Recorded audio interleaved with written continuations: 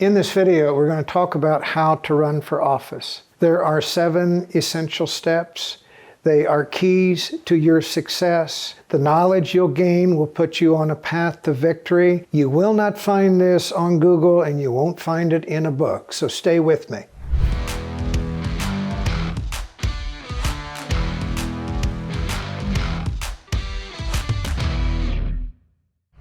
There are 3 subjects we're going to cover in some detail here in this video, and they kind of fit into 3 different categories. One is you, what you have in your head, what you have between your ears, what's in your soul, what's in your heart. 2, there are certain rules that you need to abide if you're going to get on the ballot and qualify for office. And number 3, there are certain key gears in your political campaign that you need to understand because they all have to work well. I mentioned you, and that is number 1. There are certain things that need to be right about you at the get-go if you want to realize success in politics. That is, your head needs to be on straight. You need to be at a position in your life when you can spend real time conducting a political campaign. Your family needs to be okay with you doing this, and you need to do certain things well that only a candidate can do. You must know how to speak. You must have a really good idea of why you want the job and what you are going to do with the job if you get it. And you really need to be passionate about what you're going to do for the people in your jurisdiction. Because if you are not, if there are things going on in your personal and professional life that detract from this, it's going to detract from your ability to wage a campaign as a passionate, energetic leader that you need to be. It is fundamental, and that is why it is worth mentioning. There is a number 2, and they are called rules, and this is why they're very important. I don't care where you are running, there are certain requirements to get your name on the ballot. Here's the ugly truth: if you have planned to run as a write-in candidate, it's not worth the time because you're not going to win. Which means, how do you get on the ballot? I don't know what jurisdiction you're in, but I can tell you where to go find it. If you're running in a statewide office, you'll find that information either at the Board of Elections in your state or with the Secretary of State's office. If you're running in a municipality, the ones who determine how you get on the ballot was your city council and your mayor, and those rules are public information. If you are running in a congressional district, it's up to the state to decide what you need to do to get on the ballot. Now, if you don't know that, take the time to find out or talk to someone who's run for this office before, because if you wait until the last minute to figure out how you do that, chances are you're not going to meet the requirements and you're going to fail in your attempt to get on the ballot. You can't win unless your name is on it. Okay, know the rules. Second piece of information is practically any office that you're running for, especially in the United States of America, requires that you report who gave you money and requires that you report what you spent your money on. In other words, it requires that you file a campaign committee. And if you don't follow those rules, what will happen is someone's going to knock on your door someday, or someone's going to send a letter that say you're out of compliance with the law. They're going to say you're breaking the law, and that's a bad story in a newspaper. So that's the second thing you have to figure out. The state authorities that govern the office that you're running for will be able to give you that information. If you can't find it there, call somebody and ask them, because ignorance is no excuse when it comes to this. You have to comply with the rules. Oh, incidentally, this is just one of the things that I cover in my book, 12 Essential Steps to Preparing to Run for Public Office. It is yours. It is free. It is filled with gold. Go click that link and download that book. Number 3, it also falls in the you category. How many friends do you have? If you were to go through your mobile contact list and your Facebook friends list and your LinkedIn connections list. How many people would you find from those three sources who would recognize your face if they ran into you on the streets of London, or recognize your voice if they heard it on a telephone? Now, the more of them, the better off you are. But if there are only 2 or 3 from all of those lists that you consider good friends, it's incumbent upon you to go make some more friends. Those are one kind of friends you need, and then there's a second kind of friends that you need. And they are called influential people. People in your community who are highly respected, or people in your community who people tend to listen to with a talk, or people who have a large following. The truth of the matter is, nobody ever gets elected to office on their own. You need your own cadre of personal friends. You need your own cadre of influential friends. Now, where do you make friends? Well, personal friends, get involved in service organizations, or a cause-driven organization, or a charitable organization in your community. You will make friends if you do that, if you follow the simple rule. If you want to make a friend, why be a friend? You want to keep a friend, stay in touch. But you need people who believe in you to help you in your campaign. In terms of meeting influential people, well, who are the stakeholders that kind of really take an outsized interest in who holds an office? They are the leaders of a political party. They are the elected officials of that party. They are groups and civic and special interests sometimes that care passionately about who holds that office. Go to places where you can meet them and connect with them. Try and get a cup of coffee with them to talk things over. Now, I mentioned at the beginning that there are 3 critically important gears in your campaign apparatus.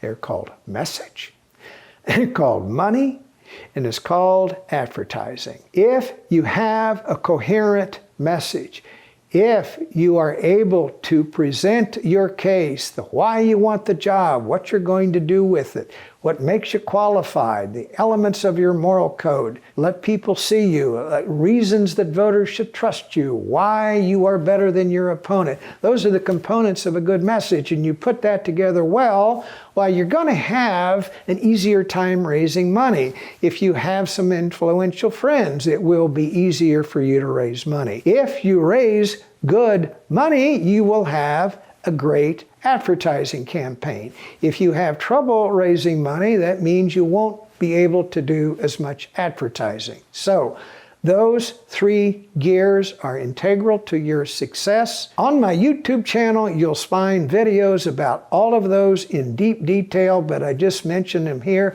because it is vital to running for office. What is a campaign message?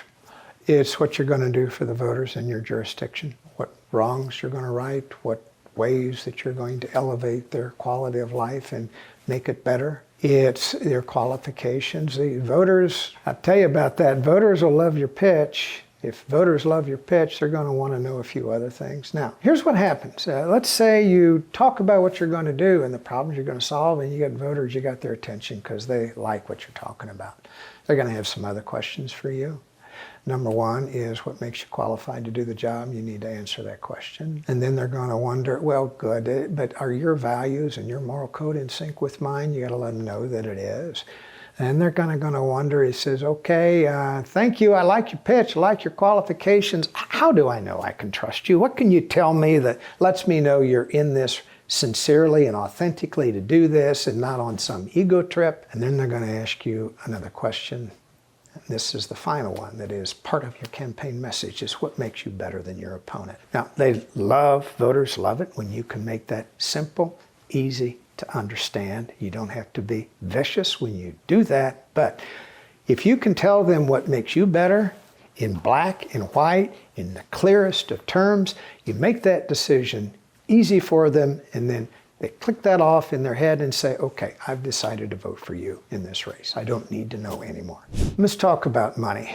All right, there are many ways to raise money in a political campaign. We just had a presidential campaign in which more than $4.5 billion was spent to promote 2 candidates running for president. There's no shortage of money at least in the United States. Initially, probably in the beginning part of your campaign, you're going to have to spend a little bit of time calling your friends, your family, your relatives, and I mean your close friends, people that know you and like you, because it kind of takes you to get that investment capital in the door. But once you have some of that in the door, then it becomes easier for you to go look for additional small dollar donors willing to invest in your cause. Now, how do you do that? Well, people raise money with emails. God knows, I get 50 a day asking for money. People raise money from text messages. Candidates raise money by going on YouTube and asking for investments. They prospect on Facebook with a vivid picture and a pithy headline, and they ask people to donate to their campaigns. They raise money at cocktail parties. They raise money at dinner parties. They raise money at celebrity events where candidates ask a famous athlete or a famous author or a famous musician to come perform on their behalf. People pay money to go to the event. They see the rock star they wanted to see, and the campaign coffers increase. Lots of ways to raise money. I'm also going to mention this word about advertising. I can't tell you what your advertising program needs to be without knowing the number of voters you need to reach.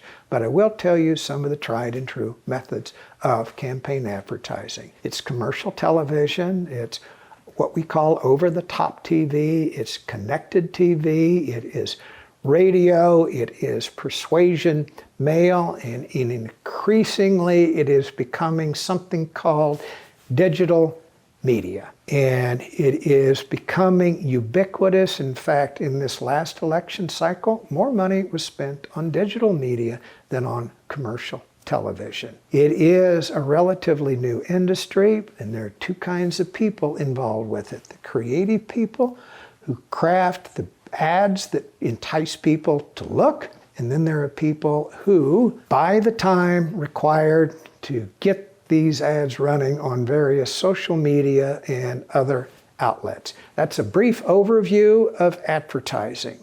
I've talked about 6 things in this video, and I've saved the best for last because it in some ways is the most important. Get some help, especially if you have never done this before. It is okay for you to admit to yourself that there are things that you do not know about a political campaign if you are running for the first time. At one point, you didn't know how to ride a bicycle. Somebody helped you learn. If you don't know politics, if you have never been through one of these, get help from someone who's been through this before. Either an elected official in your community that can show you the ropes. There is no sin in hiring professional help if you're running in a complicated race with lots of moving parts. Here's the truth. There are good people in this country that love helping candidates win. They make their living doing it, but they're very, very good at what they do. Do they require an investment? Well, hell yes, so does a college degree, but they're worth their money. If you have chemistry with them, if they can help you win an election, follow their advice because they'll help you get there because, frankly, they do this day in and day out, month after month, and you don't. They're bound to know more about it than you do. All right, I mentioned that I have a free book that I believe is gold to you. The link is in the description underneath this video. It is called 12 Essential Steps to Preparing to Run for Office. I said it's gold. I mean, it is gold. I spent a lot of time putting this together, combining every lesson that I've learned over the last 40 years doing this. I'm in a stage in my life where I'm going to share what I know for the benefit of the people who do not know it. That's why I put the book together. It's for you. Go take advantage of it.